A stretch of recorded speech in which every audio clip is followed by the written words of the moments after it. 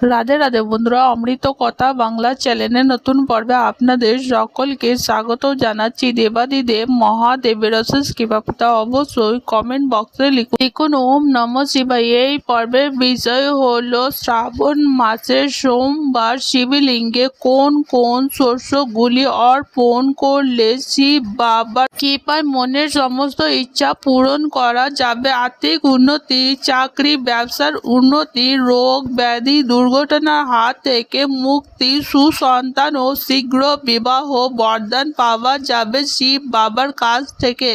শ্রাবণ মাসে সোমবার শিবলিঙ্গে এই 6টি শস্য অর্পণ করলে মহাদেবকে তুষ্ট করা সম্ভব। শ্রাবণ মাসে সোমবার উপবাস করলে ব্রতীকে কি খেতে পারবেন, কি খেতে পারবেন না শ্রাবণ মাসে সেটাও জানবো এই ভিডিওতে যাবার আগে অমৃত কথা বাংলা চ্যানেলটিকে অতি অবশ্যই সাবস্ক্রাইব করুন, লাইক করুন, কমেন্ট করুন, শেয়ার করুন, আধার্মিক নোটিফিকেশন ঘন্টাটি বাজিয়ে দেবেন। সারা বছর শিব পুজো করা হলেও শ্রাবণ মাস জুড়ে মহাদেবকে নিষ্ঠা ভরে ও নিয়ম মেনে পুজো করার প্রচলন রয়েছে। সারা বিশ্ব জুড়ে শিবের উপাসনা করার শ্রেষ্ঠ মাসই হলো শ্রাবণ মাস। শ্রেষ্ঠ সময় হলো শ্রাবণ মাসের সোমবারে প্রদোষকালে। শ্রাবণ মাসের সোমবার প্রদোষকালে পুজো করলে শিব বাবার ভক্তের সমস্ত ইচ্ছা পূরণ করে দেয়। হিন্দু শাস্ত্র মতে শ্রাবণ মাসের গুরুত্ব রয়েছে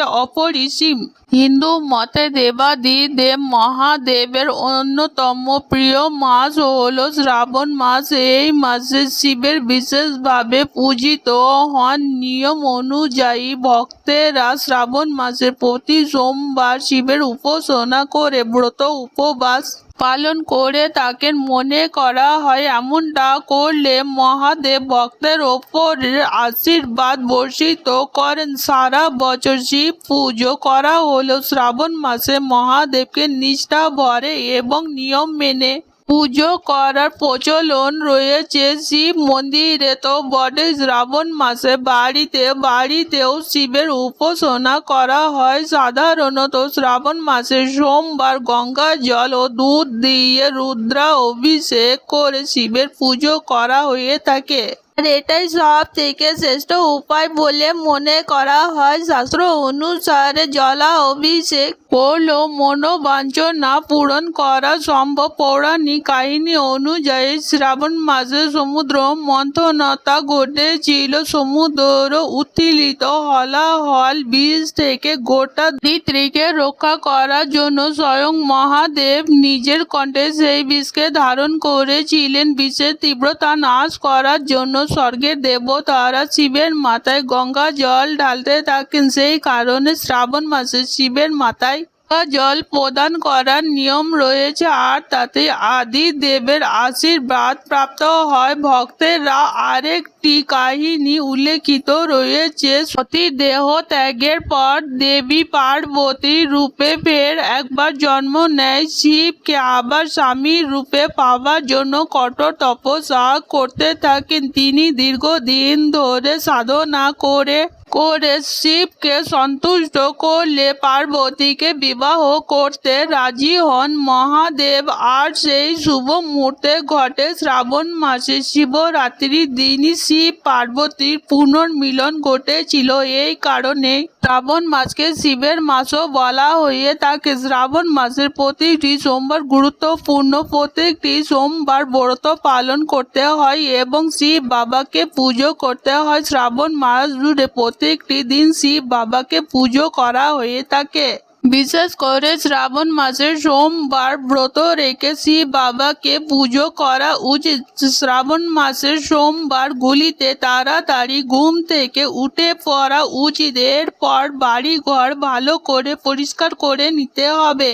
এরপর স্নান সেরে শুদ্ধ বস্ত্র পরে এক মনে শিব বাবা ধ্যান করতে হবে। শ্রাবণ মাসের সোমবার গুলিতে ব্রত পালন করলে চাল, ডাল, গম এড়িয়ে চলতে হবে। চালের তৈরি কোনো জিনিস, গমের তৈরি কোনো জিনিস এবং ডালের তৈরি কোনো জিনিস শ্রাবণ মাসের সোমবার ব্রত পালন করলে খাওয়া উচিত নয়। শ্রাবণ মাসের সোমবার ব্রতটি সূর্যোদয় থেকে সূর্য অস্ত পর্যন্ত পালন করতে হয়। এই সময় অনেকেই নির্জলা ব্রত পালন করে থাকেন, আবার অনেকে ফল ও জল খেয়েও ব্রত পালন করতে পারেন। যদি আপনার পক্ষে সম্পূর্ণ উপবাস রাখা সম্ভব না হয় তাহলে ফল ও জল খেয়ে ব্রত পালন করতে পারেন বা নিরামিষ আহার করতে পারেন। এই দিন সাবু তৈরি সমস্ত কিছু জিনিস খাওয়া যেতে পারে, সমস্ত রকমের ফল খাওয়া যাবে। শ্রাবণ মাসের সোমবারগুলিতে সূর্য অস্তের সময় অর্থাৎ প্রদোষকালে শিব বাবাকে পুজো করতে হবে। শিব বাবার মাথায় গঙ্গা জল, কাঁচা দুধ, বেল পাতা, চন্দন অর্পণ করতে হবে। ওম নমঃ শিবায় মন্ত্র যথাশক্তি জপ করতে হবে। শিব বাবার মন্ত্র যত বেশি জপ করতে পারবেন তত ভালো ফল পাবেন। শ্রাবণ মাসের সোমবারগুলিতে শিব বাবাকে বাড়িতে পুজো করতে পারেন, আবার মন্দিরে গিয়েও শিব বাবার পুজো করতে পারেন। শিবের পুজোতে কেতকী ফুল, হলুদ গুঁড়ো, লাল সিঁদুর, পেওয়ার জল ব্যবহার করবেন না। শ্রাবণ মাসের সোমবার শিবলিঙ্গে কোন শস্যগুলি অর্পণ করা উচিত? শ্রাবণ মাসের সোমবারগুলিতে যে শস্য অর্পণ করলে সেই শস্য প্রতিটি সোমবার আপনাকে অর্পণ করতে হবে শিব বাবার মাথায় অর্থাৎ শিবলিঙ্গে। এক একটি ইচ্ছার জন্য এক একটি উপায় আপনাকে করতে হবে। আমরা প্রথমে শিব বাবার মাথায় অর্থাৎ শিবলিঙ্গে যে জিনিসটি অর্পণ করা হয় সেটি হলো অক্ষত বা গোটা চাল। শিব পুরাণ অনুযায়ী শিব বাবাকে অখণ্ড চাল অর্পণ করলে উপাসকের লক্ষ্মী লাভ হয়।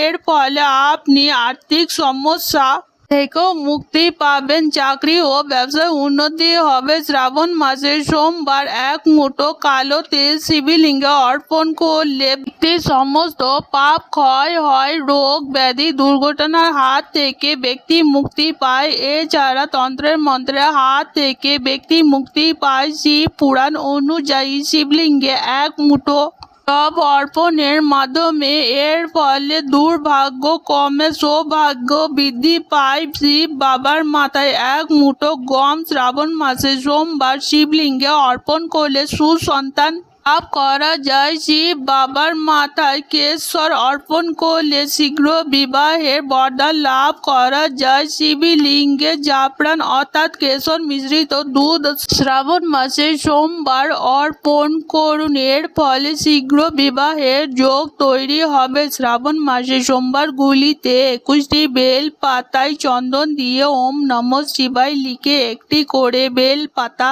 ওম নমঃ শিবায় মন্ত্র উচ্চারণ করতে করতে শিব বাবার মাথায় অর্পণ করুন, এর ফলে মনের সমস্ত ইচ্ছা পূরণ হবে। শ্রাবণ মাসের সোমবারগুলিতে রোজ গরুকে সবুজ ঘাস খাওয়ান, এর ফলে কষ্টের নিরাপত্তা হবে, জীবনে সুখ সমৃদ্ধি আসবে। শ্রাবণ মাসে গরিবদের ভোজন করাতে পারলে বাড়িতে কখনো অন্যের অভাব হবে না।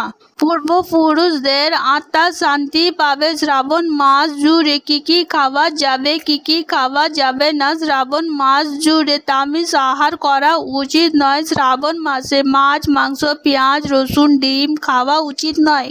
এছাড়াও শ্রাবণ মাস জুড়ে দুধ জাতীয় খাবার খাওয়া যাবে না, বিশেষ করে কাঁচা দুধ শ্রাবণ মাসে খাওয়া উচিত নয়। দুধ সবসময় জাল দিয়ে গরম করে খেতে হবে।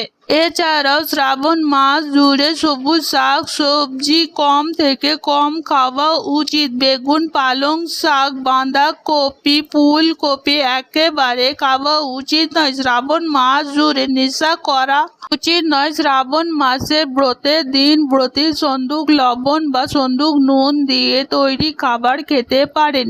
এই শ্রাবণ মাস জুড়ে সাধারণ নুন বা লবণ খাওয়া উচিত নয়। শ্রাবণ মাসে যিনি উপবাস করবেন তিনি বেশি মশলাদার বেসনযুক্ত খাবার খাওয়া যাবে না। এই সময় তেলে ভাজা জিনিসকে এড়িয়ে চলুন। আজকের পর্ব এখানেই সমাপ্ত হল। অমৃত কথা বাংলা চ্যানেলের সঙ্গে থাকার জন্য আপনাদের অনেক অনেক ধন্যবাদ। রাধে রাধে।